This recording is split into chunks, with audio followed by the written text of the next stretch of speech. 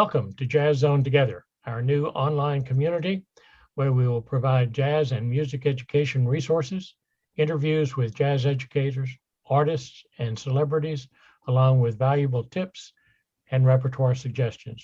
Today, we're extremely pleased to welcome the head of jazz composition and arranging in the storied jazz environment at University of North Texas. Now, I'll turn the mic over to Dick Dunscomb to conduct the interview with Rich. Dick, take it away. Thank you, Bob. Oh man, I'm so excited today. Welcome, Rich. Great to be with you, Dick. Yeah, it's been a while, but I'm telling you, you are one of the most important people that we've had the opportunity to visit with. And so, again, thank you for being here. We would like to start the interview by getting a picture of how you got started in music and what led you on that career path. Well, it was a blessing. I was born into it, and I'm sure you remember my father, Rich DeRosa, and so I knew no other life. You know, I was born in my dad, of course, being becoming a prominent jazz educator, but prior to that was a drummer who recorded with Charlie Mingus, and he had a professional career and then went into education because he started a family, and so my sister and brother and I all grew up together in this wonderful environment. I was listening to C Jam Blues, singing it before I knew what the title was, you know, and listening to all kinds of music, and watching my dad, you know, run his bands, going to concerts and things like that. And of course, you know, they're children who grow up in a home with any kind of whatever the career path of the parents happens to be. That doesn't necessarily guarantee that those children are going to follow in that path. But I know that I was blessed with a large dosage of natural talent. Like I think all musicians have it. I mean, all the students that we have at UNT, I tell my students, look, you know, if you didn't have a considerable amount of natural talent, you wouldn't be here. But natural talent for all of us is like soil. Soil will grow things, even things grow in the desert. But the key to education, whether it's in a school or on the bandstand or wherever, a mentor through private lessons, that what those teachers are doing is to fertilize that youngster's natural talent. And you know, so my dad was certainly an important force in showing me, although he didn't ever give me formal structured lessons. He didn't want to lock me into that, I guess. But I remember as a kid, going to those Stan Kenton camps, and which he was a faculty member of. And but you know that for my own career, I guess, you know, I recognize, well, I've got a lot of natural talent, and I've been blessed with a lot of circumstances to be exposed to jazz and other types of music. But at some point, you reach this critical point where it's like my talent is only going to take me so far. And now I have to fertilize that to grow things beyond what my natural talent can do. And I think that's the big choice that all students need to, especially when they decide, I'm going to go to school for music. That's really one of the essential ingredients that these students have to realize. It's like, yes, it's great. You were in your all-state program, your all-county, you did this, that, whatever. You were a star in your school, but it's to the next level, you know. So I had a voracious appetite for music. I mean, my main instrument was drums, as my father's was, but I also got into learning piano, and then playing trumpet and French horn, and also singing in the choir. And so I performed in all these ensembles, and ultimately I knew for myself that I was going to be a composer. That's where I could best utilize my talents as a melodist, contrapuntist, orchestrator, arranger, conductor, producer, whatever. And I still play drums. It's like I look at it. It's like if I go do a gig, it's like maybe how some men have like a poker night or bowling night or something. It's like, yeah, are you available, Duke? Yeah, sure. Why not? It's fun to get on the bandstand. And of course, the early part of my career was very much based on playing, because with writing, there's not as many opportunities. So you have to do more gigs. And living in New York, there was a lot of work to do that. So. Well, thank you for mentioning your father. And I was a dear friend of his. And yes. He was so impactful in the development of NAJE and IAJE and all of that. And I know how proud he is of you, and rightfully so. What about formal training? Where did you go to school? Yeah, I did have some formal private lessons with a local drum teacher, and then I had some piano lessons. Studied classical piano in high school. My dad, at my dad's insistence, he said, "I want you to learn piano. It's going to help you when you get into college." And then Dick Lowenthal, right? Dick Sure. ran the program at what was then Jersey City State College. And back then in New York, it's a great irony, because North Texas and Berkeley were pretty much the big places that most people went to school for jazz. And but my dad wanted me to stay in the New York area. And when Dick Lowenthal, and I had already started writing charts when I was in high school.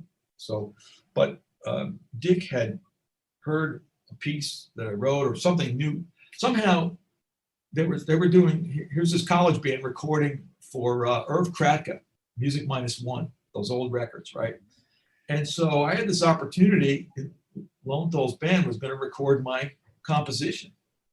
So I wound up going to school there and got my bachelor's in music education. It was another thing my dad wanted me to do. Say, I want you to do it in music education, so you'll have that degree, And I think it's good, certainly. You learn about the different instruments and all of that. And then I got my master's at Manhattan School in jazz composition. And I was actually the first group of students. We graduated with a master's in 1985. Mm-hmm. That was the first degreed jazz degree in the New York area. So that's how recent. Now, you open up a Downbeat magazine and there's all these places that offer jazz degrees. And now that, you get a DMA in jazz and all of that. Back in those days, even getting a master's was a big deal. A lot of people didn't do it, but that was the extent of my formal training. The rest of it was on the job training. One of the first gigs that I had out of college was playing for a pianist who I'm sure you will remember, maybe a lot of people won't, but Peter Nero, I believe is still alive. Peter's a wonderful pianist, but he's also an excellent writer. And I can remember sitting we would be in the front of the orchestra. And so I had all the orchestra people around me, and I was, playing drums for Peter, but what really thrilled me was to sit in the orchestra and listen to his wonderful arrangements. Mm-hmm. And just being in that environment and hearing excellent writing played by excellent players, that was a tremendous learning experience. I always tell my students too, it's like one of the best things that you can do in a school setting is not just go to the jazz band rehearsals, but go to the orchestra rehearsals, but go to rehearsals, because that's really where you can get some insight into how music is truly put together. Most people think, well, the conductor, it's I remember seeing this cartoon. It showed it's like one of those New Yorker cartoon type things, and it shows the view from the conductor's eyes looking down on the music stand. The score is open, and inside the score it says, wave the music and wave your hands until the music stops, then turn around and bow. And it's whether you're conductor or director, whatever, that idea of rehearsing, I almost think it's like the director of a film or a play. People don't see they don't see those people in action, but they've had a profound impact on the artistic product. And you don't see that in concert either. You can see somebody conducting and it maybe even looks really good and it can inform you as a listener. But it's not the same as being in the rehearsal and listening to the conductor deal with the issues of trying to balance instruments and all the different, how to solve issues and whatever. So that was, I was always paying attention. And I had some mentors in college who were like that too. Just really, you know, you just knew that they were really astute musically and knew how to get the results. And so paying attention like that. And then a lot of trial and error, you know, there's that too. You have to be hungry and courageous and not be afraid of, or when people say to you, look, this is not happening, this isn't right, or whatever, instead of cowering away, that's it, I'm out, I'm no good, you have to have the courage to take it and try to find out or ask, say, well, geez, I'm not sure exactly what you mean. What can you explain that a little further? And then be aware of whatever that is that person is asking you to become better at and stick to it. You know, this is really good information because it does go beyond the formal training, and that's just the very beginning. And you know, some people have already achieved a certain level of performance, and now you're beginning to talk a little bit about playing with the bands and artists. Talk a little bit more about that. Let's dig a little deeper and get a little bit more of your experiences and maybe some of your memorable moments from those. Well, you know, in school, what I would say to kids in school when they're in an ensemble, especially when they're in college, say, look, you know, the skills that you're learning with the conductor whom you happen to have at the moment, imagine yourself as a professional musician. And sometimes it's not, oh, I don't like that conductor, he's mean, or the conductor is locking me in, wants me to, I don't know why I'm saying, that's just what's going to be your job someday.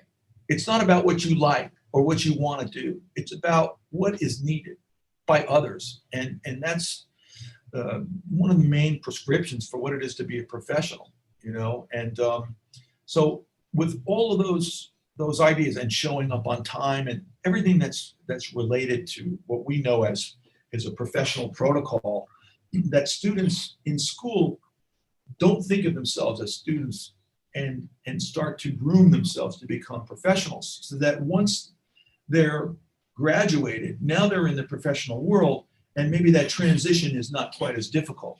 Because in my experiences working for a lot of different artists, you know, it was about getting inside the sound of the band or what was needed. So, I played for a lot of different people and toured. You know, probably the most notable big name would be Jerry Mulligan, and playing with Jerry's big band at first, and then eventually his small group. And even in the small group setting, the pianist and bassist and drummer, he wanted people who were going to play his music with a sense of an arrangement and playing for what he needed. It wasn't just the role of whatever. So if he asked me to play this on the hi-hat, or he asked the bassist to play whole notes, or he was very picky with pianists, because he wanted comping in certain registers and as it would complement his instrument. And of course, it wasn't just, let's say there were some small group players who were players and they're not, you know, but you have a brilliant mind like Jerry Mulligan, who's a composer and an arranger and thinking about the whole thing. Even if you're playing in a small group, he's thinking bigger than that. So, and I remember the days when we were in the big band. It was, you know, we talked about sound, we talked about precision, he talked about personality, and that band was really tight. And we weren't on the road 50 weeks. It wasn't like, you know, Kenton or Woody Herman or Basie or whatever. It was, he would get together and George Wein sponsored a lot of the tours. But the longest tour I was ever out with him on was one world tour. It was 4 weeks long, you know, but a lot of times we'd be off for, you know, months at a time, and then we'd get back into it, you know. But there was that. And then, of course, Peter Nero had arrangements and wanted certain things. And then playing for you must remember Jackie Kane and Roy Crowell, wonderful husband and wife singing duo, and Roy is playing piano, and they had specific arrangements. And as a drummer, just knowing about the music, I always tell drummers, say, look, you're playing an instrument that's essentially noise.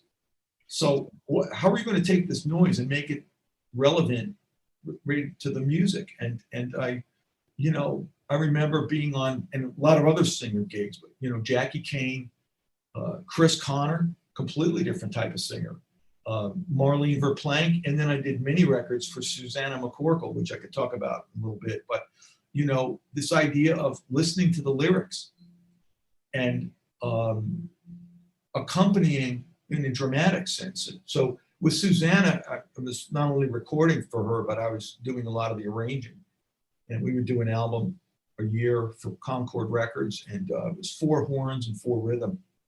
And Susanna knew nothing about music, but she was very astute in terms of, she was an accomplished linguist. She spoke, I think, 4 or 5 languages, and like had, I don't know, some affiliation with journalism or something, but she had artistic skills in other areas other than music. And to listen to her voice, nobody was going to say, wow, what a beautiful instrument, but she could put a song across. And so her thing was, like, when I would engage with her as an arranger, we're not talking about music, we're talking about drama. We're talking about what she needed. I'll give you, for instance, there was one time where we're in the record date, and there was, we show up, and we had top New York players, right? So we're all there ready to go. And she had given me a cassette tape of her and the rehearsal pianist. And the batteries must have been low on the machine, because when I got the tape, it was at a slower tempo. So I wrote horn figures to go with the slower tempo. And she said, oh, that's not the right tempo, it's faster.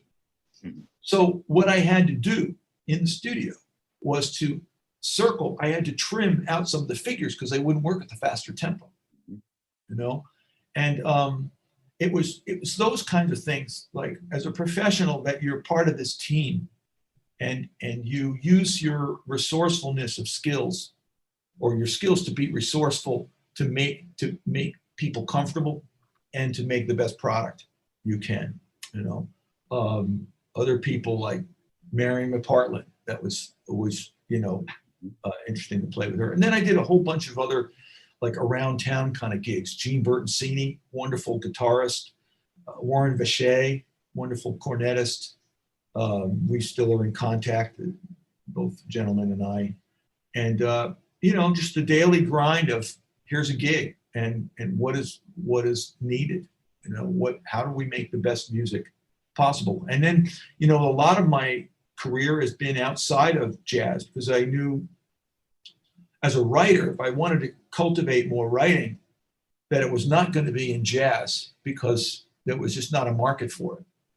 And I love theater and film, and, in other words, the dramatic aspect of how music relates to drama. So I did all kinds of, theater projects and audiobook things and all of that. So a large part of my writing career was not in jazz.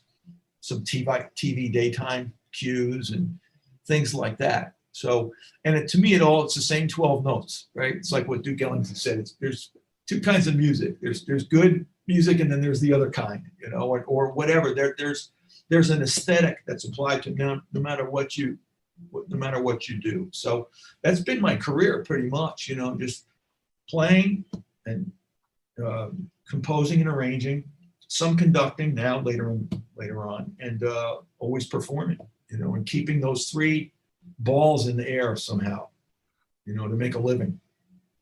Let's go overseas. Sure. I know that you've been a conductor with the WDR band, right, in Cologne, and wow, what a band that is! And yes, talk about your experience with them. Yeah, the band in 2012 invited me to do a personal project, what they called self-portrait. So I brought all my music over and spent 2 weeks with them.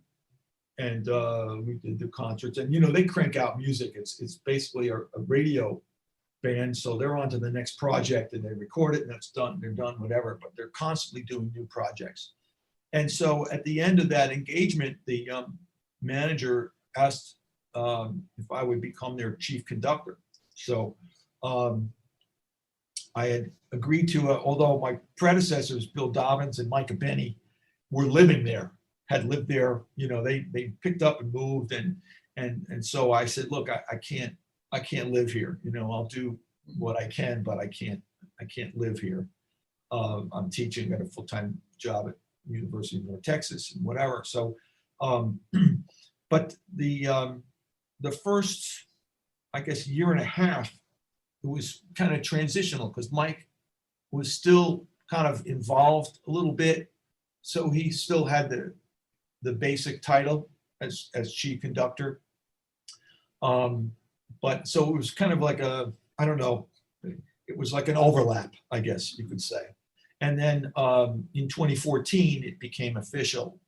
And so I did it for a couple more years. And it was wonderful. I mean, to have an opportunity like that. It was also very crazy, I might add, as far as just trying to juggle everything, because I had this full-time job in North Texas, and then it's an 11-hour flight over to Frankfurt, and then you got a train ride to go to Cologne, and then all the writing. So I wrote 95 charts in 2 years. Good Lord. Yeah. In addition to teaching and whatever. But during the course of the time that I was with the band, I did three projects that had since become CDs. The first one was a fantastic opportunity for Ron Carter, the bassist. It's the title is My Personal Songbook, and it was 9 or 10 of Ron's compositions. And so that was fabulous to take his pieces, which were a wonderful contrast of different things to do, and arrange those. And then the second project, CD project, was with my longtime friends, Gary Dial and Dick Oates. And I told them, I said, guys, we need a theme to come up with something, you know? And so Gary had all of Duke Ellington's music from the publishing company, because at the time when Duke had passed, his sister Ruth wanted to get a pianist to record all of Duke's things, because a lot of things were just lead sheets, and she wanted to have a musical reference for them. This is back in 75, something like that. And Gary at the time, of course, was a young college kid. And Gary went and he recorded all these things. So anyway, he had boxes of all Duke's stuff.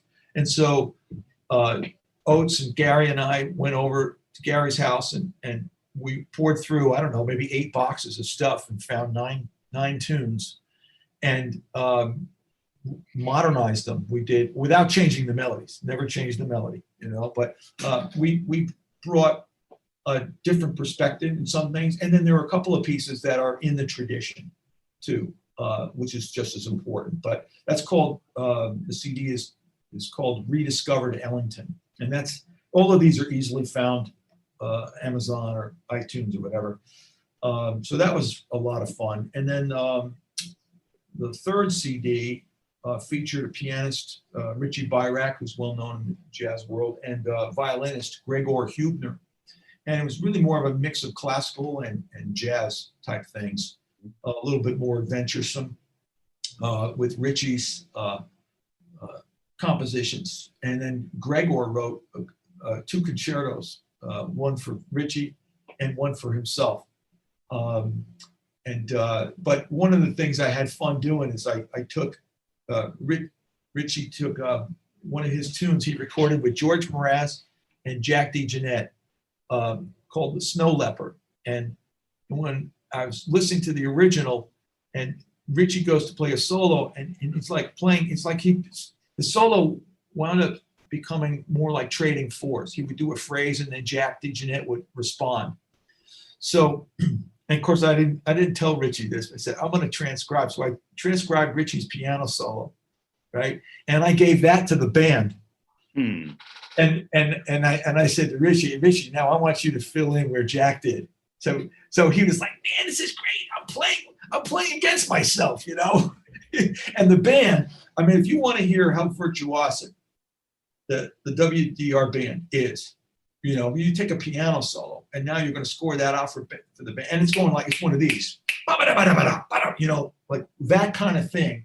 And it's just, if you can only be impressed with that one thing, it's like, okay, listen to that recording of Snow Leopard with the WDR band. It might even be on the internet, I'm not sure. But it was tough. But you know, that band had to go in a lot of different directions. And that was the thing too, like that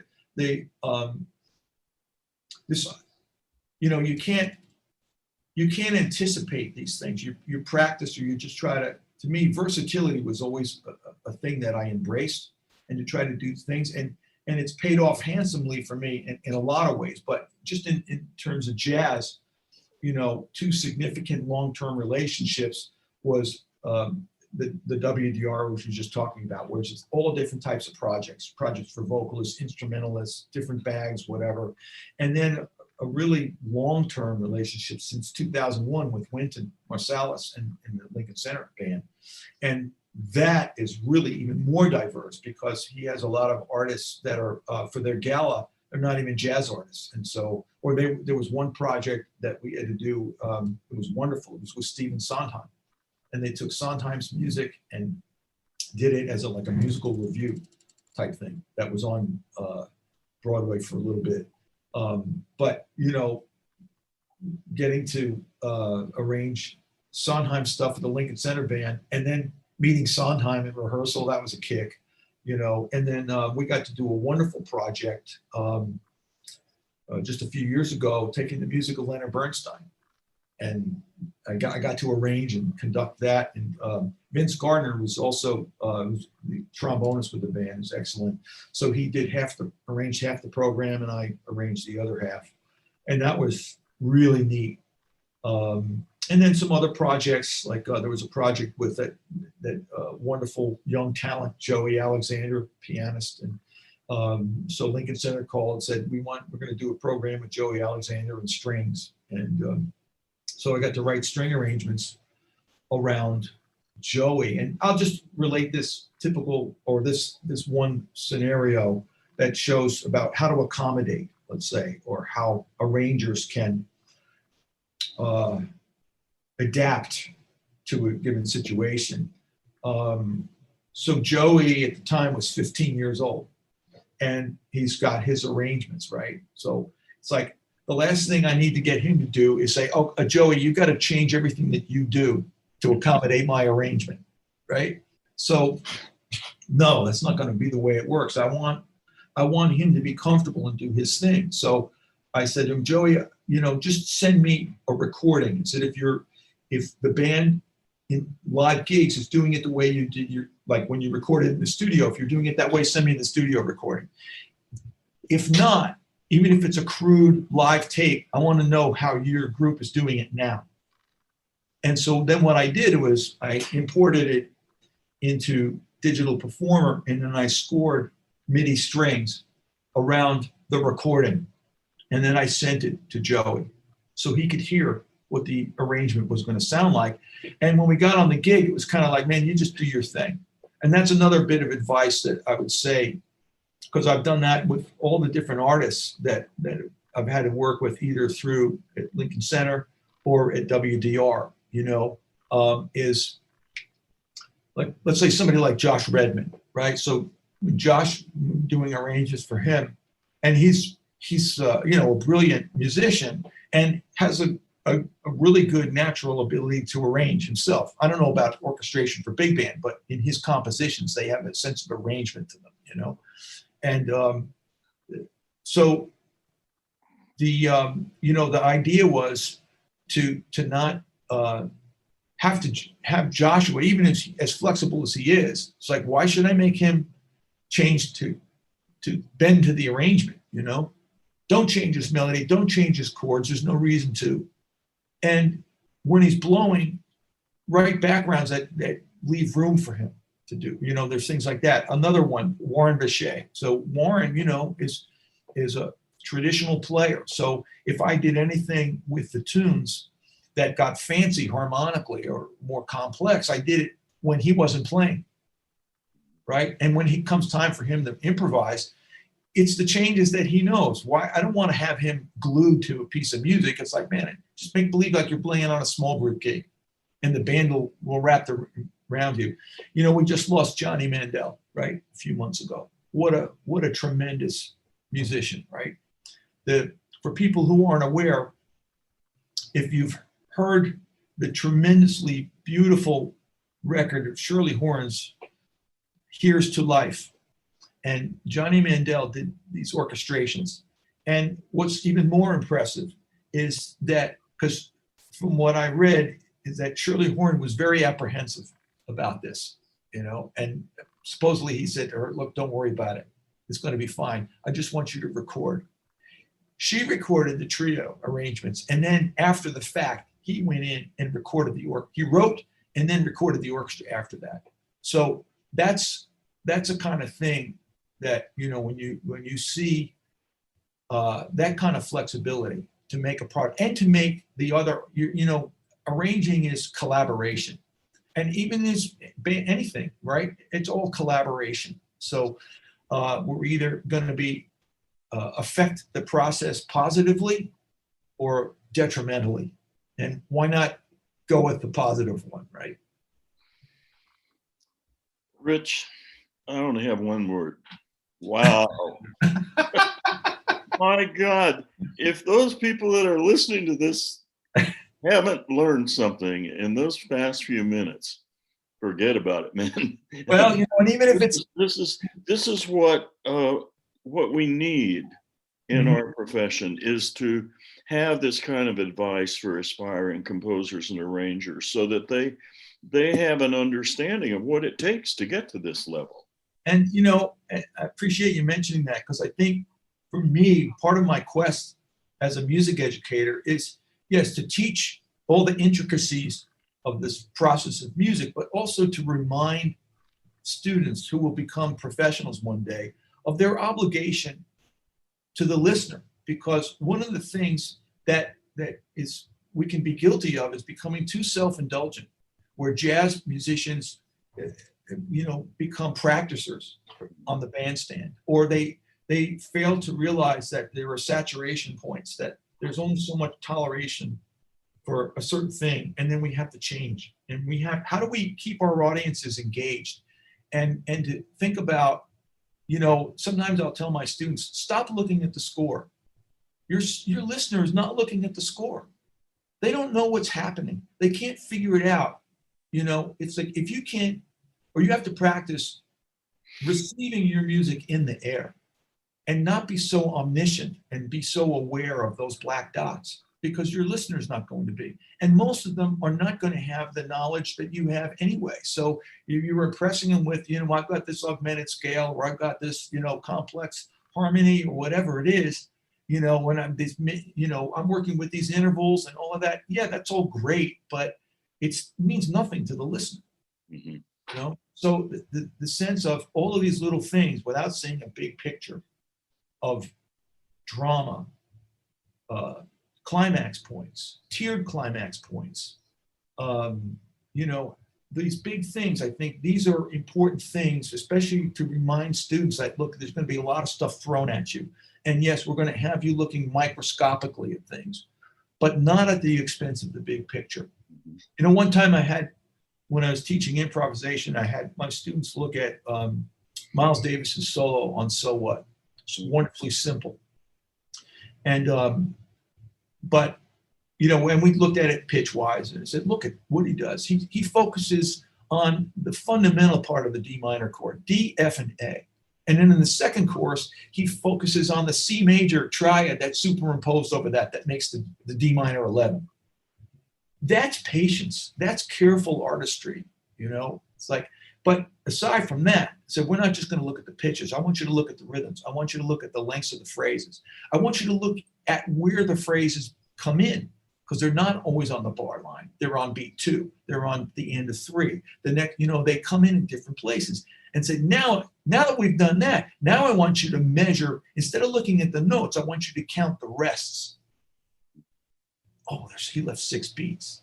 He left 2 beats. He left 5 beats, And that's something that in that sense, it's so easy for students to become engrossed in the active part and say, look, the space is important as the activity, and it's not, they're not going to think of it, It's like, I figure that's my job to point these things out, So I think you said it probably in a more succinct way than I did, but I have a tendency to ramble on, so. Listen, man, you can ramble with us any day. This is so important, and the fact that you are in the position you are at North Texas, what's your take on the state of jazz today, and how does the future look? Yeah, well, it's such an ironic thing, especially at North Texas. I mean, back in the 1960s, the students would be like, well, hey, who are you going out with, right? Meaning, like, when you graduate, I'm going to Woody's band. I'm going to Stan's band. I'm going to Harry James. I'm going to Ray Charles. Whatever. I mean, there was all these bands. And prior to that, before there was, because you remember a time, as do I, where jazz wasn't allowed in the curriculum, severely frowned upon at best, right? It's like, no, we don't do that here. So where are you going to learn jazz? You had to learn it in the form of an apprenticeship. How did you do that? On the bandstand, right? And there were plenty of gigs to go do that. And there again, it's that thing of, like, for the students, when you are in that situation and that band leader or that teacher who now is vicariously becoming the band leader, because we don't have those bands anymore. That's that thing. That band leader says to you, hey kid, you're not making it. Or something even less flattering. It's like, you have to suck it up and figure out. It's like, okay, what is it? It's like, okay, so I'm not doing the right thing. What is it I need to do? But I think, you could look at technology, right? And say, we can complain about it and we can cheer it. We can say, well, these are the benefits of it, and these are the detrimental aspects of it. It's the same thing with education. Education in the best sense has accelerated the natural talent. It has taken a kid who didn't know that natural talent existed and exposed it. And I mean, my dad, I'll tell you this story. My dad, and I didn't realize this until when I was at William Patterson. I was team teaching a pedagogy class with my former colleague and friend, who's still a friend, but former colleague, Dave Dempsey. And Dave and I had a great time in the pedagogy class. And at the time, my dad was in Fort Lee. We said, hey, we should have your dad in, these kids, so they know what the legacy, your dad's education and stuff. Well, my dad comes in there, and so I'm sitting there and listening, and he's telling a story about when he was in elementary school, which is where he began, right? And he's working with this little kid, and he says to the kid, he says, okay, now I want you to do this and whatever. He like names like 4 things that the kid had to do. He said, and I only want you to do this for 10 minutes a day. Mm-hmm. So now after a couple of weeks, how you doing? And the little kid says, well, it's going okay. I know all the things, but he says, I have a problem. He says, what's the problem? He says, I'm having a problem getting in all the things in the 10 minutes. Oh, I know why, because my dad kept adding things, right? He says, I'm having problems getting it all into the 10 minutes. So my dad says, well, would it be easier for you if we made it 15 minutes? Oh yeah, that'd be great. So here he's reeling in this kid, right? Didn't ever say, you better practice 30 minutes a day, and this stuff is hard. It was never that. It was always just a natural flowing thing. And when there was a problem, it was like to a kid, hey, just do this, And I think that's what happens when teachers can, even if the kid doesn't understand it right away, it's like, that's all right. The teacher the teacher fixes the thing. Say, hey, little Johnny, just do this. And then all of a sudden the kid does it and he realizes, and then all the other kids realize, wow, you sound really good. right? What's that kid going to do eventually? That kid's going to say, excuse me, Mr. Smith, how is it that you always know the answer? Or everything that when you give us the answer, the music always gets better, right? It's that kind of thing. Or, you say if you had a young kid, and I'm talking about like even 14 years old, right? This kid, is like stepping all over it in terms of trying to improvise, can't hear the changes. What are you going to do? Talk to him about harmony? No, it's way too complex. But if you say, hey, you know what? Do you just play the notes of the E flat major scale here? And let's say it's going along,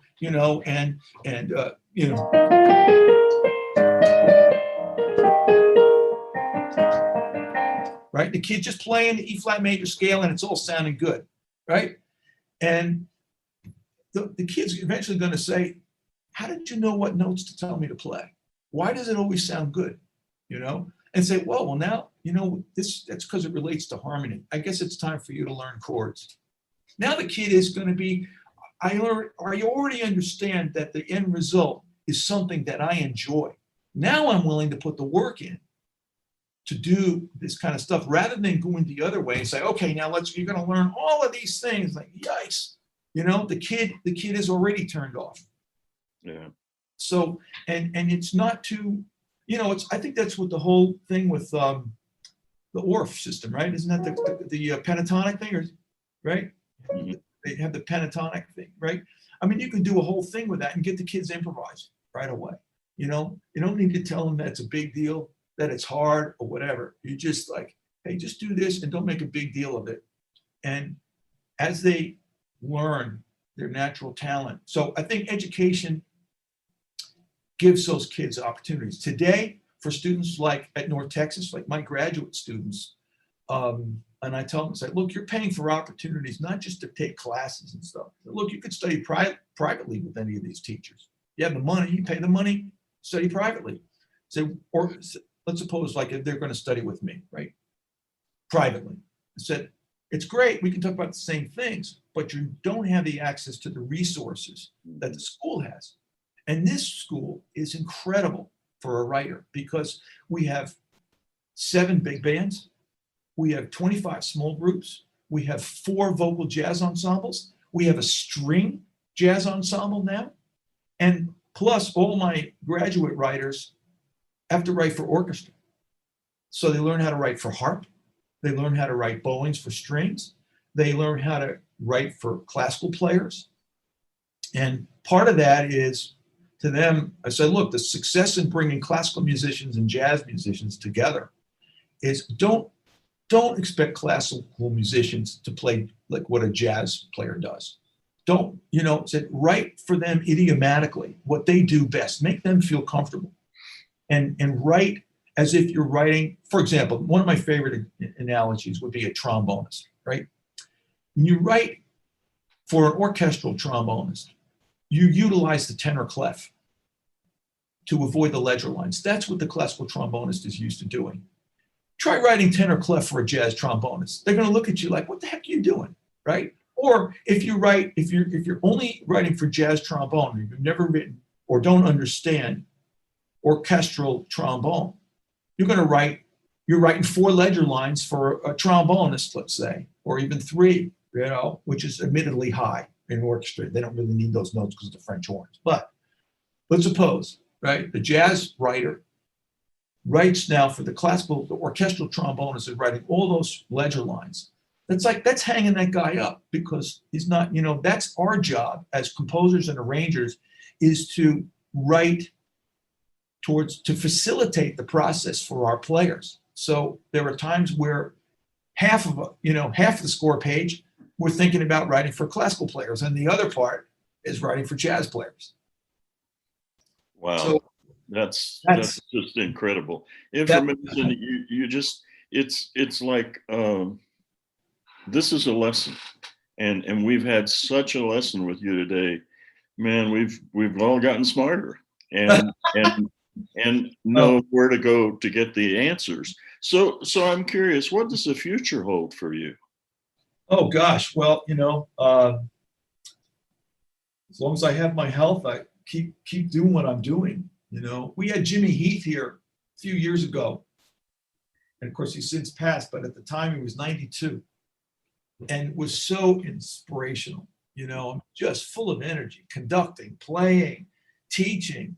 Uh, why not? So, uh, you just published a wonderful book, right? This is what we do. We keep going. So, I've published 2 books. I don't know if I'll publish another. I think a lot of times if the opportunity comes its way, yeah, I'll do that. Always writing. I'm afraid to stop writing because it's kind of like, you have a dormant period.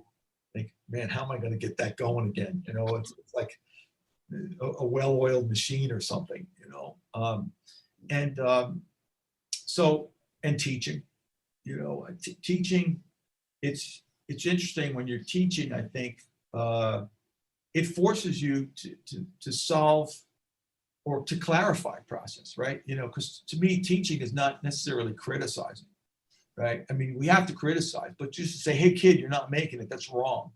Do it again.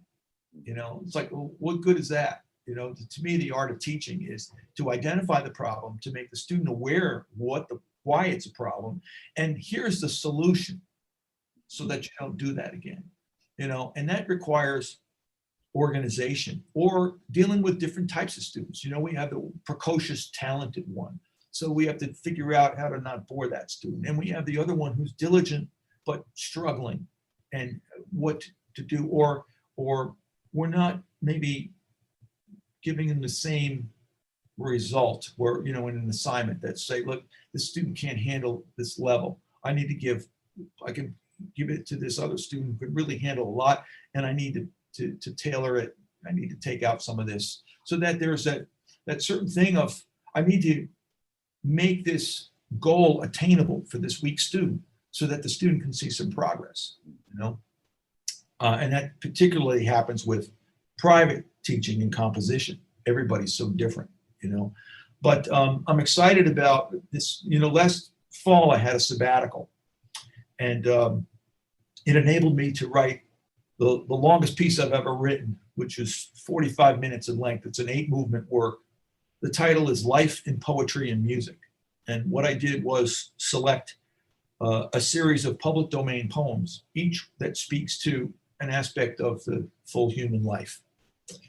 And it's for orchestra and jazz quartet, and also have female voices. But at the head of it, or at the center of it, is a male vocalist narrator. And the whole piece was conceived around Kurt Elling, who I worked with the WDR. And so Kurt's going to be here at UNT. We're going to premiere it on March 11th. And it is possible to see all these UNT events because they're live streamed. So if anybody's interested, you can go to the UNT website and see, all different kinds of performances. I mean, literally, more than 1,000 a year in anything that you can imagine. But so that is in the near future, Right. And I've got a couple of little, conducting little, regional band things, and some workshops, and some more interviews like this. I'm going to be I've been doing a thing with this new organization called Jazz Composers Present, which is all about with created by composers, specifically the one young man who put it together, Dan Jameson. And so Jim McNeely and I have been kind of some of the participants in it. But it's a forum for people who are interested in composition and arranging. So I'll be doing one of these on Sunday. It's called a listening session, where I present different types of music other than mine, and like, what did you get out of this piece of music? Or here's what I got out of this. Maybe you can get something out of it too, or just exposing people to other pieces of music that they may not have heard. Rich DeRosa, this has been such an incredible interview, and I want to say to the listeners that we're going to stay tuned after the conclusion, because on the trailer you're going to get all these links to things that Rich has been talking about here. And in closing, Rich, just let me say to you, you are a master musician, you're a master humanitarian, and God bless us that we have you, and you're healthy and well and going further and higher in the future. Well, Thank you, Dick. It was a great pleasure. Great to see you again. And I look forward to when we see each other in person. And Yes, we sir. can maybe toast each other on our careers. And isn't this been great, man? What a great life, huh? That we get to make money doing what we love to do. It's like, I don't know if it gets better than that, right? Amen. So Amen. anyway, well, thanks for making my day. You too. All righty. Bye-bye. Rich, thank you. We Sure. appreciate your being a part of this. And Thanks for engineering for us. it feels like we just got a semester of private lessons here with everything you shared. It comes through loud and clear that you are the natural teacher. To our viewers, thank you for watching. We hope you enjoyed the interview, and we'll watch for future episodes.